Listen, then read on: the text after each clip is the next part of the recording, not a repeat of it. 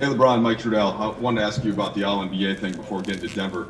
So 16 times now, it passes Duncan, Kobe, Kareem. I know that there have been a lot of milestones like this, but what does it mean about longevity, and especially when you think about those three names? Um, I just like I said in my post when I posted about it, I said I'm truly blessed. Kind of at a loss for words. Um, I've been fortunate enough to be able to take care of my body, push my body to the limits that maybe at times when I was younger, maybe didn't think I could get to. But I never put a ceiling on what I can do in this league. So I think one of the things I pride myself on is being available to my teammates, and it's allowed me to sit here at this point and talk about what we're talking about now. And then anytime I'm linked with some of the goats that's played this game, it's just an unbelievable thing. Like you said, you mentioned Timmy D, Kareem. You mentioned Kobe as well. Just some of the goats that's played this game that paved the way for myself, and hopefully I'll leave it when I'm done with my career in a better place. Than when I started because of what they did and the groundwork that they did and the examples that they set. So, just blessed to be a part of this. And then moving forward to the Western Conference Finals now, just everything's been unique there, I know, but I think you guys have played 6 games in the last 20-plus days, in part because of course, winning 4-1 both times. How does that feel physically in terms of like basketball rhythm, rest? And I know it's been a constant question, but what does that feel like going into the conference finals?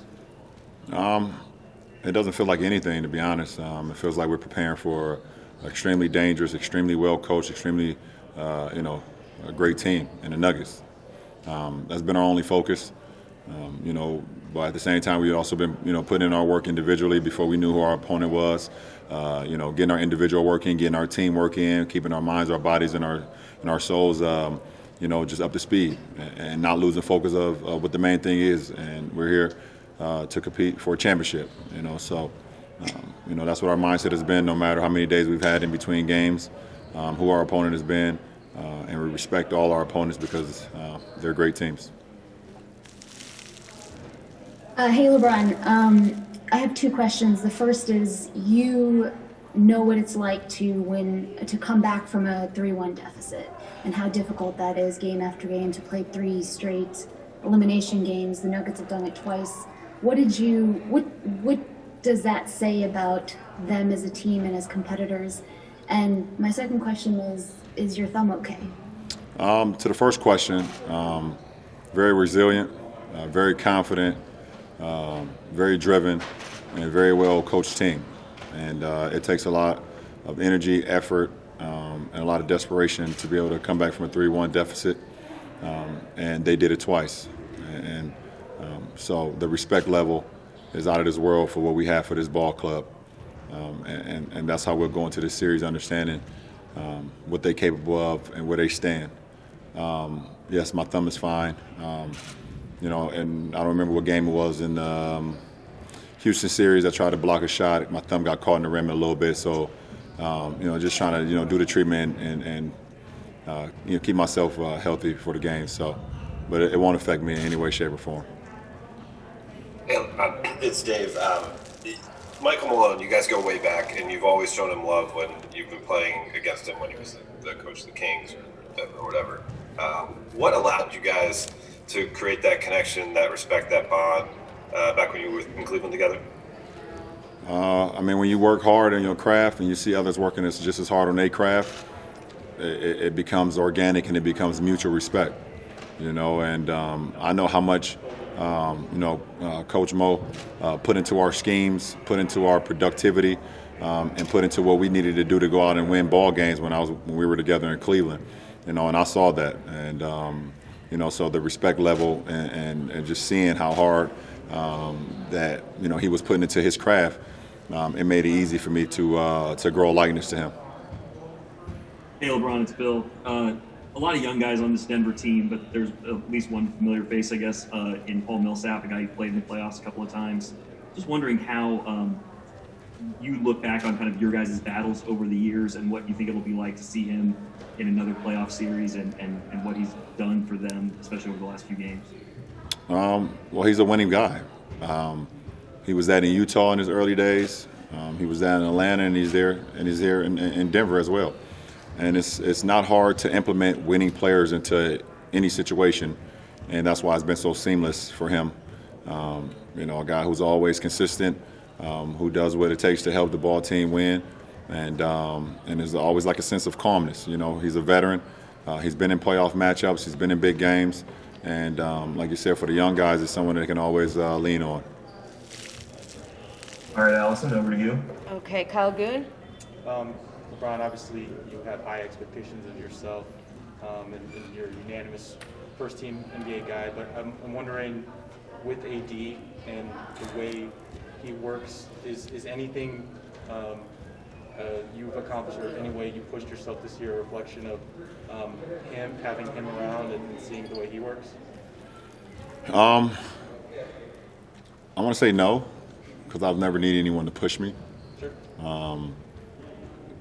I'm an only child, so I had to push myself. But in the sense of being older than AD, I think it's showing him, how much I put into my craft, and hopefully it trickles down to him. I feel like I would be cheating him if he came to be a part of this, and I was cheating the game in some way, shape, or form. It's not an example I will ever set for any of my teammates, not just AD, but anybody I've ever played with, and you can ask any of my teammates. I just put that much work into my craft, and that's what it's about. Okay, Dan. Hey, LeBron. Nikola can do a lot of different things. He can score, he can rebound. I'm curious, though, are you drawn to the way that he can see the floor and pass? It seems like you guys share that ability. And how much joy do you get out of that part of your game?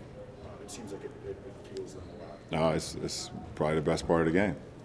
Being able to get your teammates involved, putting the ball on time, on target, being able to see things happen before they happen and seeing the reward go to your teammates, it's the best part of the game.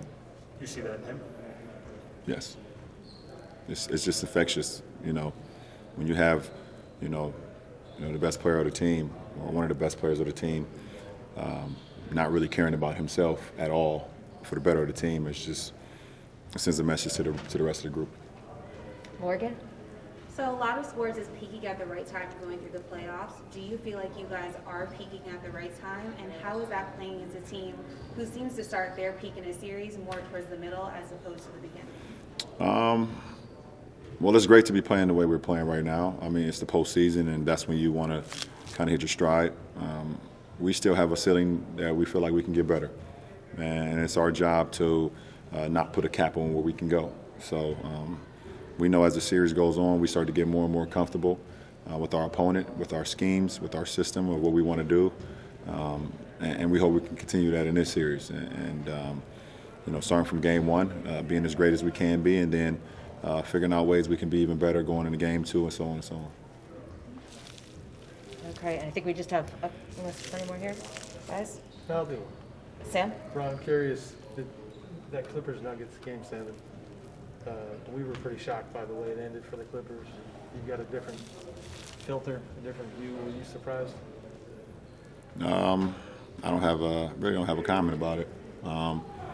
I was just sitting back and watching the game from a fan's perspective, seeing big shots be made, big plays being made, missed shots, things of that nature. But also, I was also as a scout, scouting both teams at the same time and seeing. I was trying to get as many log-in minutes for myself personally, scouting both teams at the same time because we knew Game 7 will decide who we would play. So that was kind of my mindset. Was there any part of you that was caught up in the LA? The chance to face those guys and kind of settle it? That's something we talk about, but how did you see it? What were we selling? I mean, just the discussion about LA and the clash of those two top teams. No. All right, last two questions on Zoom, and then we'll be good. All right, perfect. Last two here. Let's go to Melissa.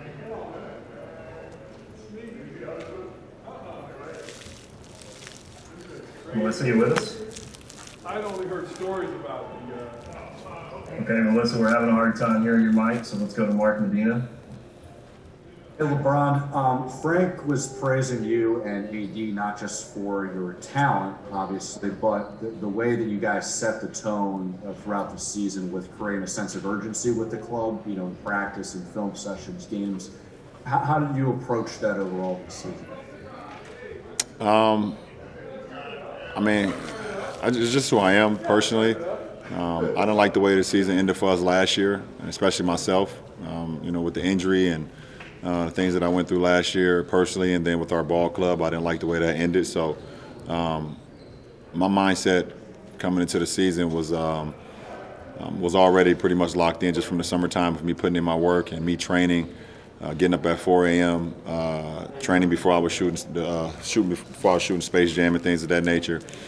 And then when we were able to get AD and also acquire Coach Vogel and having the battles that I had with him, you know, his Indiana Pacer team already knew what what he would bring to the table as well. So I was just excited about the opportunity to just link with AD, such a great talent, link with Coach Vogel and the coaching staff and the players that we were starting to sign and things of that nature. So I don't know, that's what it was all about. I was just excited, man, to get back to work whenever that was happening.